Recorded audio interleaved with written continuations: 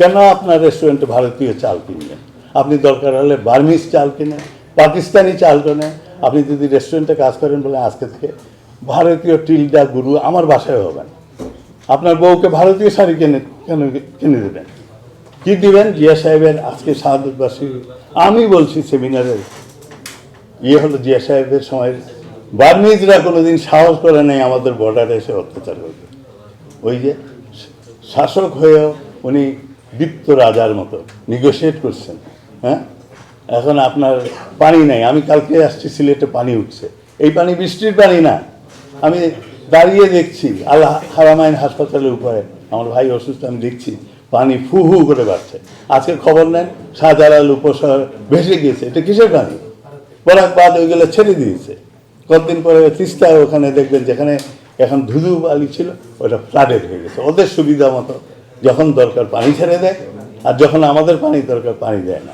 So আমরা তো কিছু করতে পারিনি, সাথী জনের করতে পারিনি বলে চুপ করে বসে থাকবেন? এই বিদেশে কী করবেন? কোনো ইন্ডিয়ান জিনিস কিনবেন না।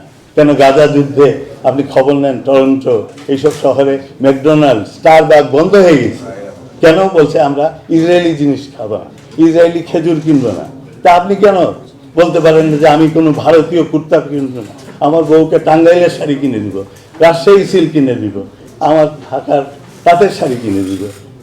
ঠিক আছে, এইগুলো তো করতে পারেন নাকি? মশলা 12,000 রেস্টুরেন্ট আমাদের এখানে আছে। আপনি মশলা আনতেন, এখন থেকে শুরু করেন। বাংলাদেশ থেকে ভালো, উত্তরবঙ্গে ভালো মরিচ হয়, ভালো হলুদ হয়, আনেন, বাংলাদেশে মিলিয়নিয়ার হবে।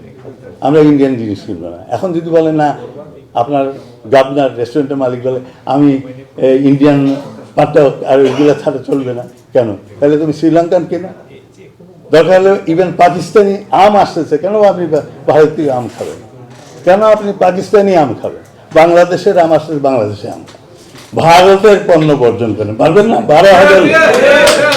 This is how you to work. আমি আপনাদের এই সেমিনারের কনক্লুশন এইভাবে টানছি, এখানে স্বাধীনতা বিপন্ন, সমৃদ্ধি বিপন্ন হচ্ছে, সাফল্য বিপন্ন হয়ে গেছে, গণতন্ত্র বিপন্ন হয়ে গেছে। এইটার উপরে সেমিনার করেছি।